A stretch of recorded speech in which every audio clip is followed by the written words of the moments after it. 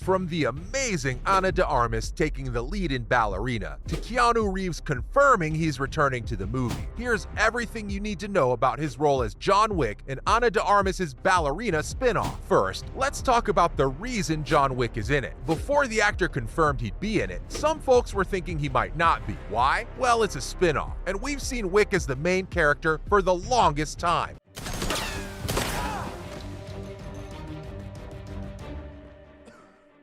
This isn't to say that I'm not glad he's in it. I'm thrilled, just like everyone else. As for Reeves himself, you bet he shares the same sentiments. In an interview with Total Film, he talked about the upcoming spin-off that's got everyone pumped. Yeah, so Len Wiseman is directing Ballerina, and John Wick makes an appearance in it.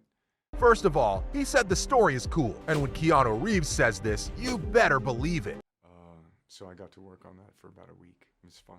He went on to say that his role exists for a reason and that it evolved organically. Yeah, but that's what makes it fun. You know, without that exhaustion, there's no fun. That's a relief, because introducing something new into a story is never a good idea. The entire thing, he claims, embraces the Wick world with open arms. I need more firepower. Aside from him, Ian McShane is coming back as Winston.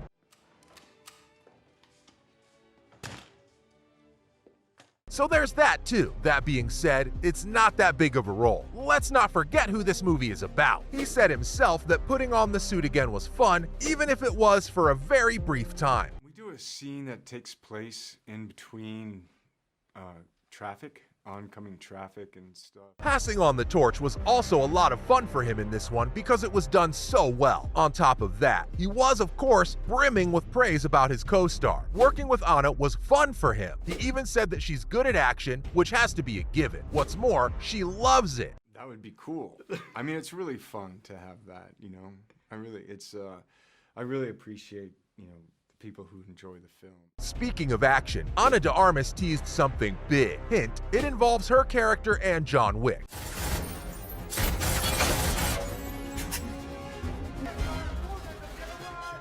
It'll be a huge fight scene between Rooney and John Wick. That's right, folks. There is so much to be happy about. The actress recently spilled a few details about a certain fight scene that she filmed in Prague. Yeah, I play Paloma. She's a CIA agent in Cuba. On The Tonight Show with Jimmy Fallon.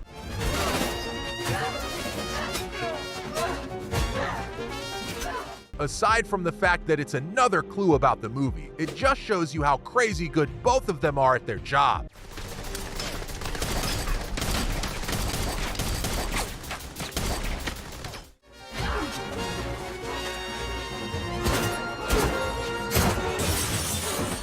She told Fallon that they were in Prague filming for 4 months. This scene occurred in the 3rd month, and she was tired. You know, in my first scene, and I kind of like started whispering, and Carrie was like, I can imagine. Action scenes can drain you physically. They're not for the weak. Everything was hurting for her. It wasn't like anything she'd done before, because the stunts in Bond took like 15 minutes. This was a whole different level, and she was up against Reeves. There was a moment when they started rolling and he was just going, throwing punches and kicking her around. She said she couldn't complain because it was John Wick doing it. He's just that good. Now, I'm sure everyone's wondering just what is leading these two to fight. Let's take a look at the plot, shall we? Ana de Armas' Ballerina is on a mission. In true John Wick fashion, this spin-off is all about revenge. It follows the actress's character, Rooney, as she tries to hunt down the people who killed her parents. It's called Ballerina because it's going to focus on the deadly ballet academy we saw in John Wick 3. Remember? It was the one led by Angelica Houston's character. The whole ballet thing is a front for a badass assassin group. This storyline will be continued in this film, with Houston confirmed to reprise her role as the director. More mystery. Yay! That's not all though. There are some familiar faces apart from Keanu, so sit tight while I tell you about the cast. The movie features many new actors, so we have Reeves, Houston, Ian McShane, and some new faces in the cast. Norman Reedus from The Walking Dead and Gabriel Byrne from Hereditary, to name a few. Plus, Catalina Sandino Moreno from Maria Full of Grace is also set to appear, but her role isn't disclosed yet. Isn't it amazing to see the John Wick universe turn female-centric? It's bad